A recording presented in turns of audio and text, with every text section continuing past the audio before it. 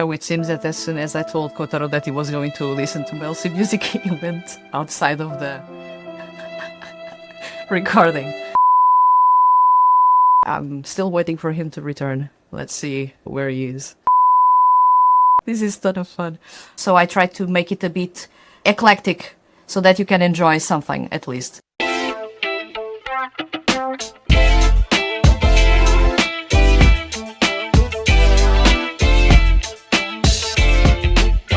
Welcome everyone to today's episode of Seiyuu Lounge. This is a special one because I'm bringing my friend Kotaro to these episodes. I'd say episodes because it's going to be a haul of episodes in which I'm going to show him Melcy music when he has never ever heard Melcy music before. So this is going to be crazy, so stick around. We are going to have a batch of interesting episodes for you to watch and to get his feedback about the music, and also for me to talk a little bit about each song, although you may already know most of the songs that I'm going to present. So stick around for this episode and the next ones, and well, let's start this episode of Seiyuu Lounge. Welcome to Seiyuu Lounge, I'm your host Vanessa, and in this episode let's talk about Melcy music, but from a different perspective. So usually you are used to me talking about Melcy all the time basically, and you already know most of the Seiyuu I talk about, but here my friend Kotaro is not that familiar with Seiyuu, so I'm going to introduce him to Melcy music for the very first time. And if you know me, he's going to visit some Seiyuu that I'm always talking about and that I preach about they are the best ever. So this is going to be awesome. I'm quite curious about how he's going to react to the songs, honestly. But yeah, he's around and he's going to be, for the next couple of episodes, talking about Melcy music with me, which is going to be quite interesting. If you have any questions and if you have any impressions about the music that we are going to listen to, don't forget to leave those questions or those impressions in the comments below. And of course, let's dive into the episode itself and welcome Kotaro back to this podcast. So welcome Kotaro, welcome back to the podcast. I'm going to unmute you. You can already talk if you want to. But yeah, welcome to the show yet again. Introduce yourself. Thanks for having me again. And for those who don't know me or haven't seen me yet, I teach Japanese online. And first we met on the website for like teaching Japanese and learning Japanese for Vanessa, and then now she's having me as a guest. And I'm looking forward to discover like her passionate world. Yeah, so you are going to dive into something that you may not be aware. It's crazy. For starters, Seiyuu music, as people usually like to call it, or Seiyuu artist music, is not as popular as we may think. We talked about that in the previous episode that we were together, and although they are not as popular as you may think, they have really awesome singers right now, and people would not assume that because they are voice actors, which is a misconception to begin with. So in this episode, really, and the next ones, I'm going to show you a little bit of the quality that we have there, and that you may have yet to discover, and some people may have yet to discover. We are going to listen to a song by Toshiyuki Toyonaga. He's considered the best singer among male Seiyuu. He has the widest vocal range, he's extremely technical, and he can play a wide variety of music genres and play a wide variety of instruments. He's actually his own producer and composer and lyricist for this specific song and CD. So this was a CD released in 2015, if I'm not wrong. It's called Music of the Entertainment, and this was probably the first break for Seiyuu to actually showcase that they are not just doing a gimmick of singing to get more money, they actually are talented. So Finished? Toshiyuki Toyonaga, one of the best singers among male Seiyuu.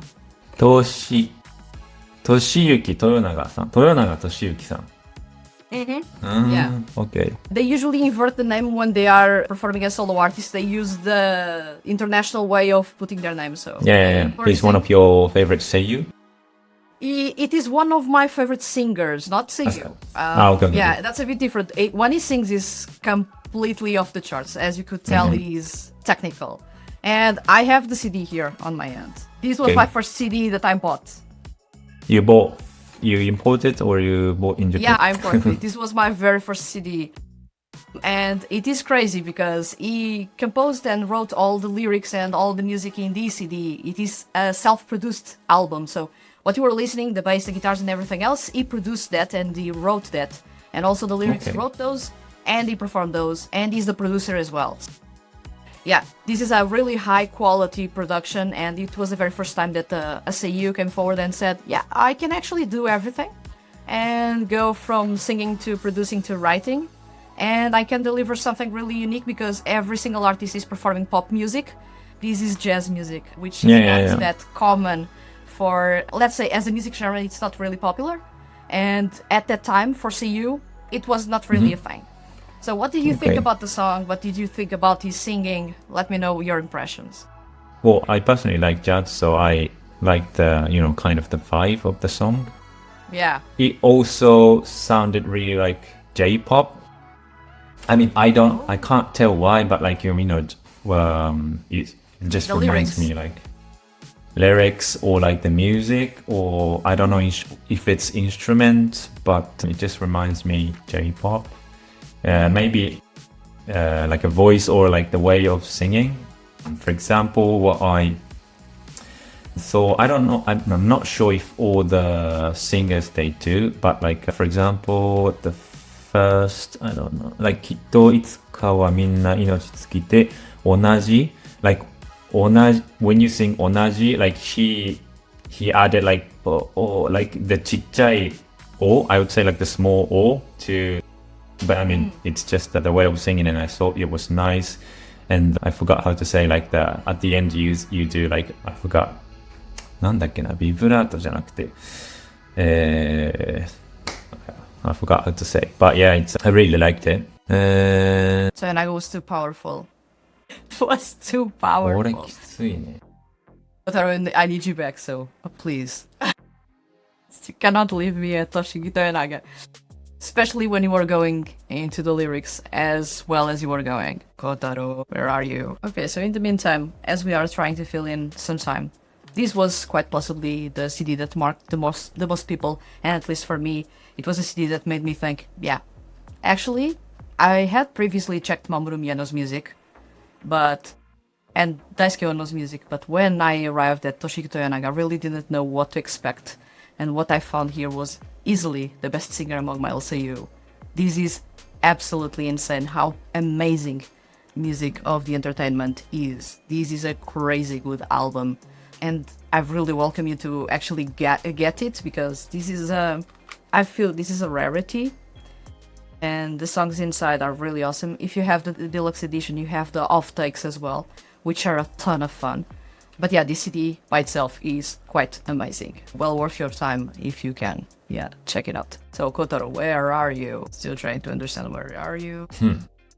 You're back. Yep. Let me know about that small O, because I didn't get much more beyond that small O that you were talking about. It's about his not pronunciation, but like his way of singing.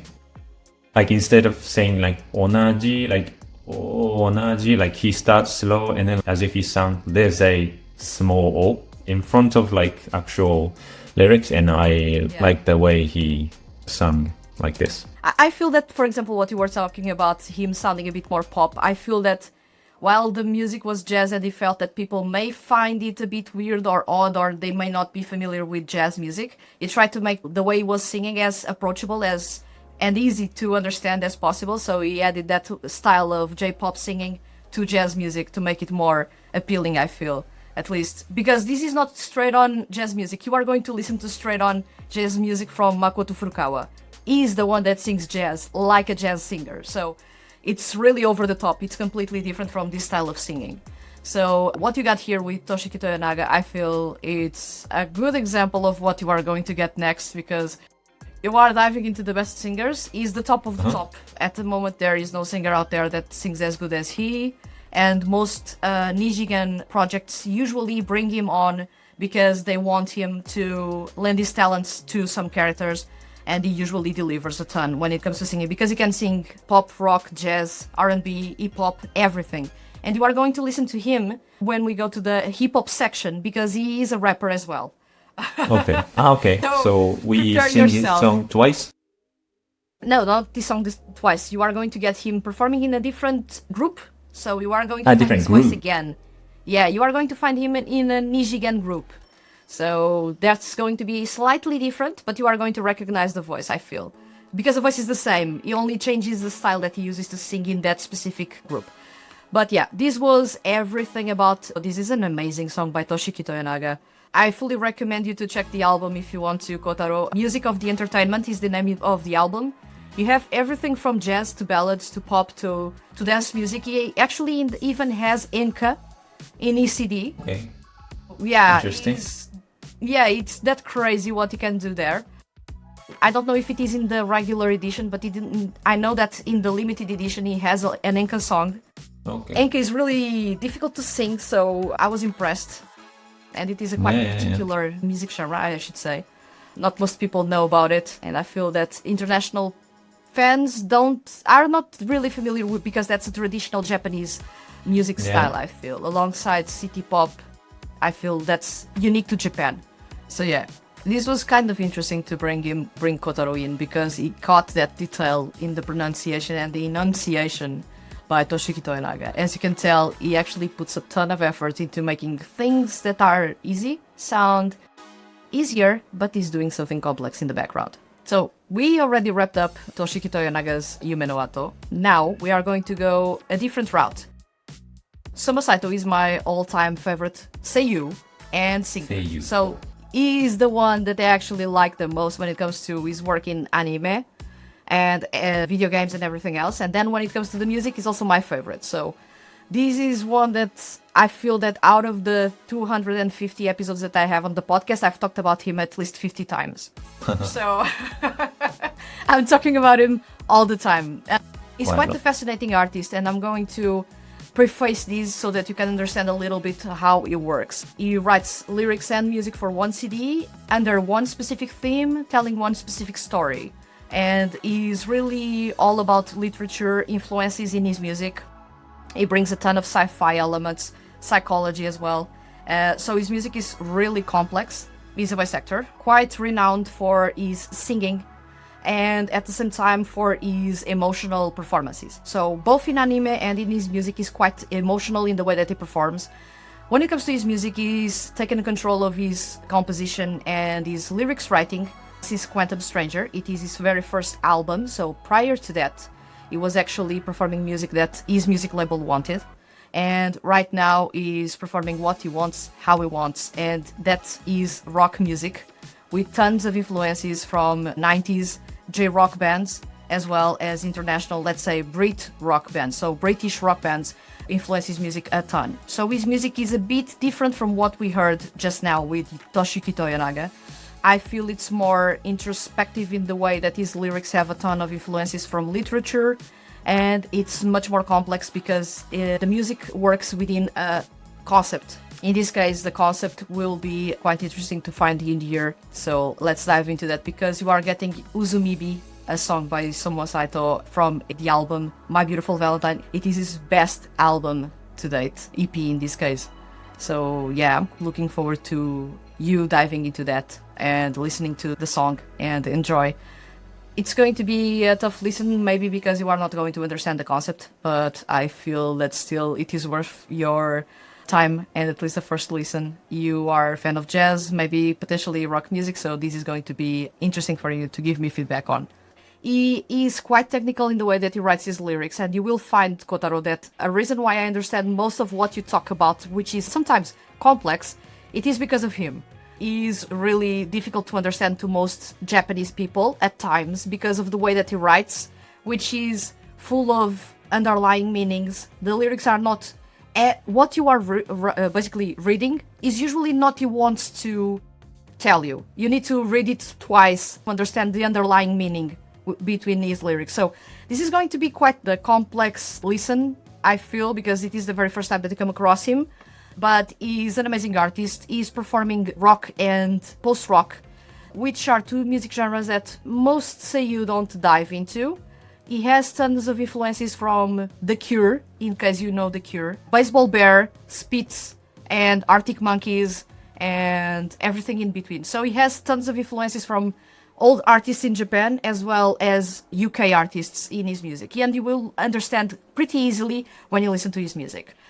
So you are going to listen to a gem of a song. Whenever you are ready, press play in the song, and I want to know what you thought, what were your thoughts about the song and his singing style, because he's a different style of singer in comparison with Toshiyuki Toyonaga, as well as the way that he approaches the lyrics. I'm quite curious to see your take, because as a Japanese person, you have that sensibility to find those little details that I will never understand. What did you think about the song? I liked it's just definitely slow. I mean, it's not same songs and same genre. I actually prefer this one. Yeah, in terms of the lyrics, I didn't understand. It's poetic, I would say. So I think it's really difficult to understand. And actually, even... He's really considered really complex. Yeah. Yeah. Even reading the lyrics, there's some kanjis that I cannot read, so I can't even guess the meaning of it. Because it's too, I don't know, like it's difficult. Like, I don't know, it's plus JOPT N1 level, so I can't, I can't read. Yeah. Yeah. It is crazy, but this is almost like he has a cheat code. He has a degree in literature from university, so makes sense. His level of kanji is quite advanced. Yeah, it makes sense. He's also a person that is well read, so he reads a ton of books all the time, from the most complex to the least complex stuff. So it may influence a little bit how complex it is his writing. It was interesting to find your feedback there, that it was not easy to understand the lyrics at all, and you didn't understand what the song was about even. Yeah. Yeah, because I feel that one of the reasons is that the CDs are conceptual. So what he does is that song, I believe Uzumibi is track number, let me double check because I have the album. Uzumibi is track number 5 or 4 in the album. Okay. Yeah, so this is track number 4. I have the album here. This is the album. Oh, yeah. My Beautiful Valentine. This is track 4, and the album is conceptual. So what is the album about? The surrealism of love. So all songs fit within that theme of the surrealism of love. And he's actually bringing you from the start. You are the main character, although you don't know that. He wrote a story in which you, the listener, are the main character from start to finish in that CD. Uzumibi is one of the chapters in that story. Probably as you are falling deeper and deeper into darkness, he is basically that Uzumibi that comes to protect you in some way. But that's quite poetic in the way that he actually brought that title. And I feel that word is not really that common either, Uzumibi. Yeah. Not common. Uzumibi, I mean, at first I couldn't even read the title, neither. Like Uzumibi. It's a kanji for umeru, like to bury something, but I didn't know that it can be read as uzumi, and I don't know I don't know the meaning, uzumibi. I'm not a literature person. Yeah, so in English the meaning would be a banked fire. So, for example, when you go camping and you put the rocks around the fire to protect the fire from the wind. Okay, that's what basically, we call Uzumibi is that. It is the banked fire, the fire that is protected by the rocks. Yeah. Okay. So that's quite kind of poetic, the way that he uses the word and the way that he approaches that word in the context of the song. So, what did you feel about the song in general, beyond the fact that the lyrics are really hard to understand? You mean the music or... The music or the singing? I felt that, I mean, I'm not really good at music, but I could tell that he's been influenced by the UK, like the bands you mentioned. At the last, he could quite sing with a high pitch. I think his voice was beautiful. And it's also the part that I like this song. Yeah. Yeah. Oh, because of the voice, wow. Yeah, I think it's quite He has nice kind to of hear. A unique voice. Yeah, awesome. Because most people don't, or either they don't like the fact that the lyrics are too complex and they simply refuse to listen to his music, or they find his voice is a bit too high for a man and they don't like it as much. Okay. So it is good to see that you actually enjoyed that. Yeah. It's So not. he is quite niche in that sense because of all. Yeah. It's not Let's go ahead, definitely go ahead. the difficult music to listen to. I mean, if you try to understand the lyrics, then might be. But as a just here for I listen to this music, I think it's nice. The like the tempo and everything. Yeah, it's not. It doesn't bother me at all. Okay, okay. So awesome. This was Uzumi B by Soma Saito. I fully recommend you to check the album My Beautiful Valentine if you like that, because his music is all about that. But the lyrics are really difficult to understand. But still, this one is the best album by a male Seiyuu, My Beautiful Valentine. It's here. Even though the CD itself is quite conceptual in the sense of the photos are really surrealistic in the way that they were taken. Yeah, you are going to find that this artist is quite a big fan of photography, architecture, arts in general, let's say, and he brings all of that into his music. He makes it more artsy than it should be for a Seiyuu artist. He takes it really seriously from the way he actually puts that effort into his music, as you can tell. On a side note, you were saying that he writes in a really complex way. He's a writer. He has written a book before, and he's writing short stories for a magazine in Japan. So, yeah, he's almost an author. So, Yeah, interesting. that's it. So we had here Soma Saito. I feel that if you enjoyed this one, you are going to enjoy his music, especially this album and Yin Yang. So he actually brings a ton of old stuff to his music, and he brings really interesting things when it comes to kanji and everything else. He has said before, for example, that when he writes the lyrics, he usually doesn't write the English as the English word. He usually writes the katakana. Unless he wants to actually bring English words to the mix. Okay. He feels that, for example, choosing between hiragana, katakana, or kanji reading is a matter of the feeling that he wants to bring. If he wants to be overly poetic, he brings kanji. If he doesn't, he brings the words in hiragana. And if he wants to bring some style, he usually brings the English words, but in katakana. So even in the way that he writes, he is a bit complex. So I feel he's a tough listen for first-timers, but it is good to see that your impressions were actually quite positive to a first listen of Soma Saito's music. So Yeah. One thing that you mentioned that he uses katakana, like not he doesn't try to like write on the English word. Like we are the last he wrote, I think he applied the English word weird tale. Weird tale. yeah.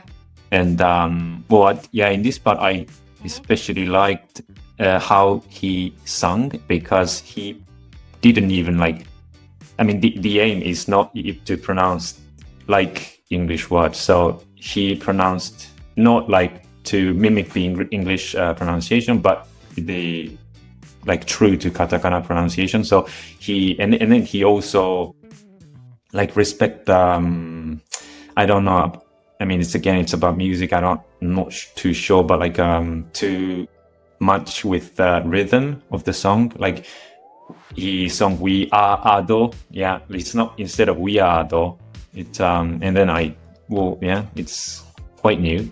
It was new to me, and I liked it.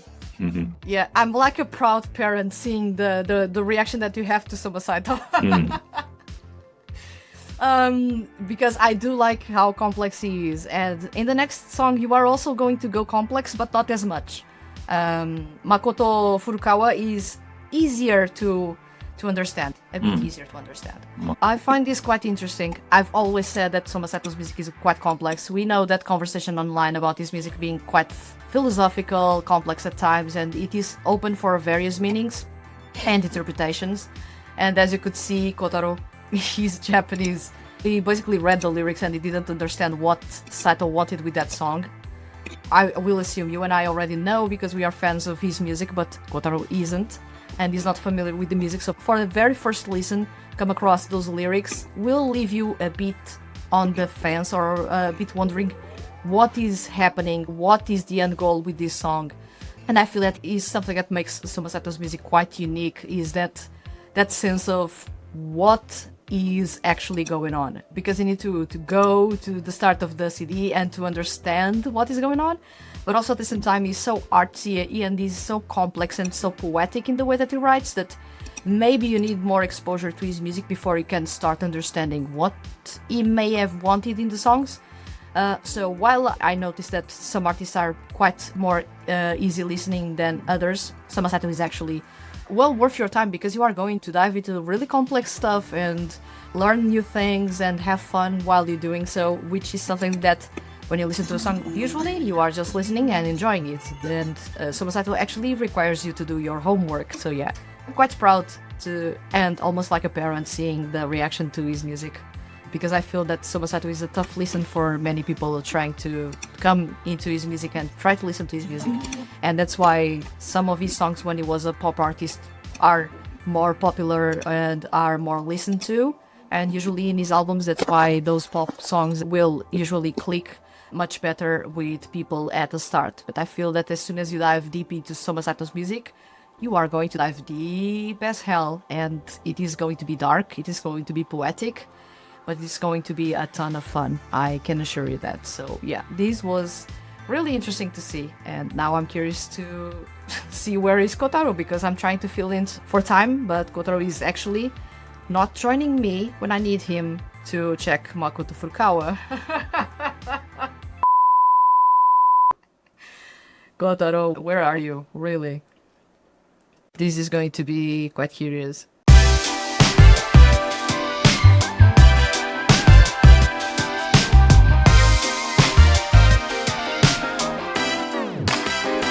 This is just a brief glimpse about what we are going to do with the next couple of episodes, in which my friend Kotaro is going to discover male Seiyuu music. This is the very first time that I do these on camera. Usually I tend to share songs with friends and they will check the songs out. I don't get any reactions whatsoever, but Kotaro is actually a trooper and he wanted to come on to the podcast and actually share his impressions. As you could see, his style of listening is completely different from mine. I am actually vibing to the music as I listen to it. Kotaro was actually reading the lyrics and trying to understand what the songs were about before he actually started enjoying the songs. So that's a bit different, and that's why you don't have much of the reactions. Another reason why we don't have this time around the recording with the song playing in the background as we were listening was because of our setup. Each one of us was listening to the song at different times, and it would be a mess to actually sync that. So that's another thing. Another is the copyright, of course. So you get some of the reactions on camera, but most of it you will be getting, of course, the commentary about the songs. It was kind of fun to see what he felt about Uzumibi and how he actually found the music to be really different from usual. When it comes to the lyrics, they are incredibly poetic and he didn't get the meaning right away, which is a testament to how complex Soma Saito can be. We all know it. And also, while he is really complex, he ended up being most curious about his music because of that, which is really good. When it comes to Toshiyuki Toyonaga, I was expecting that and more. He actually wants to listen to more of Toshiyuki Toyonaga, and of course, music of the entertainment is the best way to start and to get into his music. I feel it is the best. So yeah, I hope you guys enjoyed this episode. This was a brief one. We have tons of stuff coming in the next couple of weeks, in which Kotaro is going to discover more music alongside me, and then we are back to our regular rotation, in which I'm talking about everything else that there is about male Seiyuu out there, especially now that I'm back listening and reviewing music by male Seiyuu. So I have a couple of CDs that I have yet to talk about that I haven't, and a couple of interesting things to react to and to give my opinion about. So do look forward to the next couple of episodes, which will be mainly us talking about songs, especially from my end, which is the end of someone who has listened to those songs before countless times maybe, and even reviewed the songs, and from Kotaro's side, who has never heard the songs and is encountering them for the very first time and sharing his impressions with all of us. So I hope you enjoyed this episode, and of course, if you enjoyed this episode, give it a thumbs up if you are on YouTube, or follow the podcast if you are on a streaming platform. It helps a lot with exposure and bringing more attention to this podcast and the fun things that you and I are having and sharing here, and also to the awesome guests that I have been bringing in on the podcast lately. Awesome people that have amazing things to share and that that are really fun and really interesting. So yeah, thank you very much for watching this episode, and I'll see you guys in the next ones. And prepare yourselves, because it's going to get crazier the more we go further down the line. And believe me, we are going to have Hypnosis Mike and Paradox Live by the end of it all. And I'm quite curious to see what he thinks about that. So yeah, I'll see you guys in the next episode. And of course, thank you very much for watching this one.